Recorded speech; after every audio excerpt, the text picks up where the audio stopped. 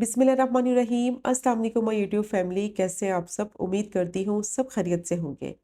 आज बनाएंगे बहुत ही मज़ेदार चिकन फहीता मैक्रोनी। बहुत ही टेस्टी और क्रीमी ये पास्ता बन के तैयार होता है।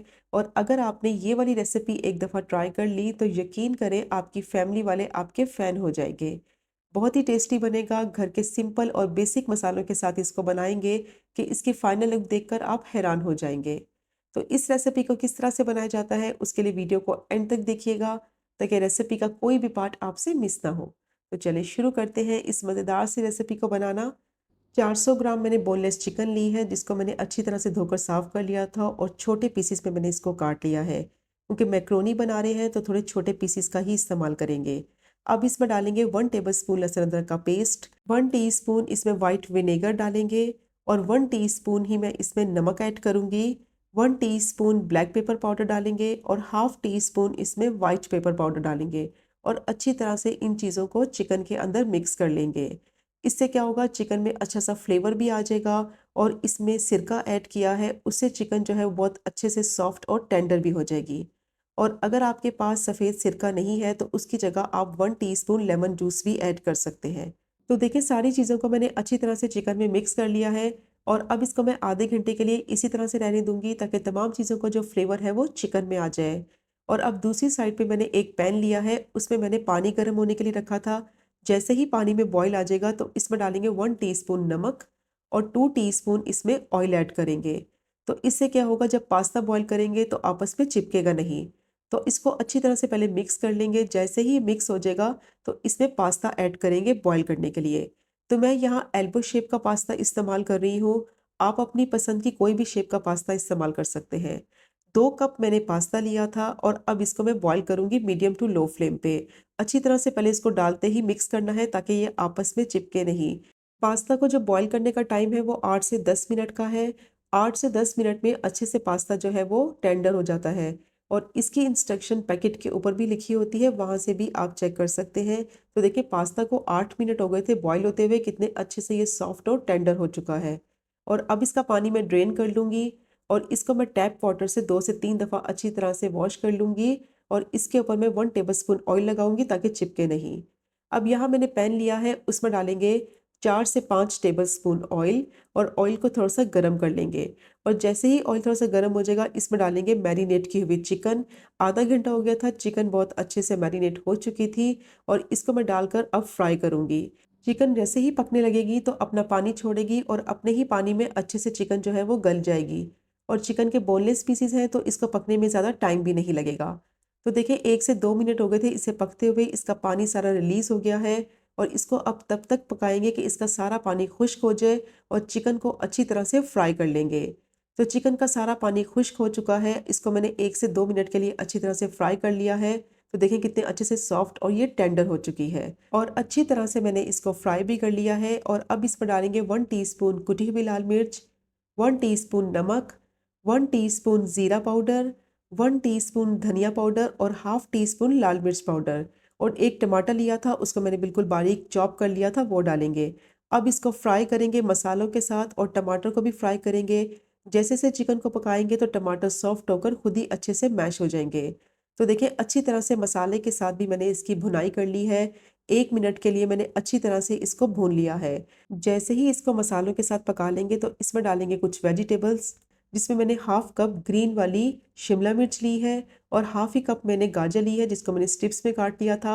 1/4 कप मैंने प्याज लिया है, स्लाइस में काट लिया था इसको। और हाफ ही कप मैंने येलो वाली शिमला मिर्च ली है। और सबसे पहले मैं ऐड करूँगी गाजर, क्योंकि गाजर जो है वो पकने में टाइम लगाएगी और इसको इतना पकाएंगे बस थोड़ी सी सॉफ्ट हो जाए। और हाई फ्लेम पे मैं इसको पकाऊंगी क्योंकि लो फ्लेम पे पकाएंगे तो ये पानी छोड़ देगी और इसका लुक और टेक्सचर जो है वो ख़राब हो जाएगा। तो देखिए अच्छी तरह से मैंने इसको मिक्स कर लिया है और हाई फ्लेम पे मैं इसको सौटे कर लूँगी ताकि थोड़ी सी ये सॉफ्ट हो जाए। तो 1 मिनट के लिए मैंने अच्छी तरह से इसको पका लिया है और जैसे ही गाजर को पका लेंगे तो इसमें ऐड करेंगे जो बाकी की सब्जियां हैं और इसको भी हाई फ्लेम पर ही कुक करना है। मीडियम टू हाई फ्लेम रखेंगे और अच्छी तरह से इसको मिक्स करते हुए पका लेंगे। सब्जियों को ज़्यादा नहीं पकाएंगे, इनको क्रंची ही रखेंगे ताकि इनका लुक और टेक्सचर जो है वो ख़राब ना हो। अब इसमें डालेंगे 1 टेबलस्पून सोया सॉस और 1 टेबलस्पून टोमेटो पेस्ट और अच्छी तरह से इसको मिक्स कर लेंगे। बस कुछ ही सेकंड के लिए इसको मिक्स करते हुए पका लेंगे। और अगर आपके पास टोमेटो पेस्ट नहीं है तो उसकी जगह 1 टेबलस्पून आप टोमेटो केचप का इस्तेमाल कर लें। तो देखिए अच्छी तरह से मिक्स करते हुए बस कुछ ही सेकंड के लिए मैंने इसको पका लिया है, ताकि दोनों चीज़ों को जो फ्लेवर है वो चिकन में आ जाए। और अब इसमें ऐड करेंगे हाफ कप क्रीम। कोई भी क्रीम आप इस्तेमाल कर सकते हैं, टेट्रा पैक के ले लें या फ्रेश क्रीम ले लें। और अगर आपके पास क्रीम भी नहीं है तो उसकी जगह दूध की मलाई का इस्तेमाल भी आप कर सकते हैं। तो देखिए क्रीम डालकर अच्छी तरह से मैं इसको मिक्स कर लूँगी। और फ्लेम को मैंने थोड़ा-सा लो कर दिया है, क्योंकि हाई फ्लेम पे क्रीम को पकाने से वो ऑयल छोड़ देगी। तो देखिए अच्छी तरह से मैंने इसको मिक्स कर लिया है। अब इसमें डालेंगे 1/4 कप दूध। दूध जो है वो रूम टेम्परेचर पे मैंने रख लिया था थोड़ी देर के लिए, और इसको डालकर अब अच्छी तरह से मिक्स करेंगे।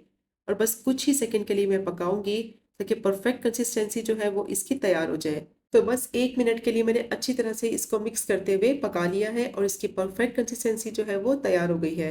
और लास्ट में इसमें डालेंगे हाफ कप मोज़रेला चीज़। और इससे क्या होगा, बहुत ही मज़े का फ्लेवर आएगा। और अगर आपके पास चीज़ नहीं है तो उसके बगैर भी आप बना सकते हैं, क्योंकि इसमें ऑलरेडी क्रीम भी डाली है, दूध भी शामिल किया है, तो उससे भी बहुत ही अच्छा क्रीमी सा फ्लेवर आएगा। तो चीज़ डालकर मैं अच्छी तरह से मिक्स कर लूँगी। और फ्लेम को बिल्कुल मैंने लो रखा हुआ है। इससे बहुत ही मज़े का क्रीमी सा इसका टेक्सचर हो जाएगा। तो देखिए चिकन जो है हमारी बिल्कुल तैयार हो गई है, और अब इसमें डालेंगे बॉयल किया हुआ पास्ता। और इसको डालकर अच्छी तरह से मिक्स कर लेंगे। फ्लेम को बिल्कुल लो रखना है, ताकि पास्ता मिक्स करते वक्त जले नहीं। तो बहुत ही मज़ेदार ये पास्ता बनके तैयार होता है। ज़रूर ट्राई कीजिएगा ये वाली रेसिपी। बच्चे क्या बड़ों को भी बहुत ही पसंद आएगी। तो देखिए पास्ता को मैंने अच्छी तरह से मिक्स कर लिया है चिकन के मिक्सचर के अंदर। और अच्छी तरह से ये मिक्स हो जाना चाहिए। और जैसे ही इसको मिक्स कर लेंगे तो इसको मैं कवर कर दूंगी लो फ्लेम पे 1 से 2 मिनट के लिए। इससे क्या होगा, जो चिकन का फ्लेवर है क्रीमी सा, वो सारा पास्ता में आ जाएगा। तो 1 से 2 मिनट हो गए थे इसको कवर किए हुए।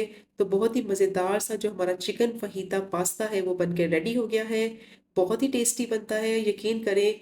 घर के बेसिक और सिंपल मसालों से इसको बनाया है, और खाने में बेहद मज़ेदार है।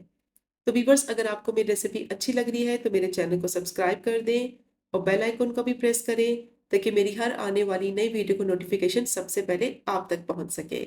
और अब बारी आती है इसको डिश आउट करने की। तो ये चेक करें आप इसकी फाइनल लुक, कितना मज़े का लग रहा है। बहुत ही क्रीमी सा सॉसी सा ये बन के तैयार होता है, और बच्चों को तो बेहद पसंद आएगा। और अब मैं इसको गार्निश करूँगी कुछ हरे धनिया के पत्तों के साथ। तो ये ज़बरदस्त हमारी चिकन फहीता मैक्रोनी जो है बनके तैयार हो गई है। बहुत ही टेस्टी और सॉसी और क्रीमी ये बनती है। ज़रूर ट्राई कीजिएगा इस डिफरेंट किस्म के चिकन फहीता मैक्रोनी पास्ता की रेसिपी को। तो इंशाल्लाह मिलेंगे अगले कुकिंग व्लॉग में फिर एक नई रेसिपी के साथ। तब तक मुझे अपनी ख़ास दुआ में याद रखें। अल्लाह हाफिज़।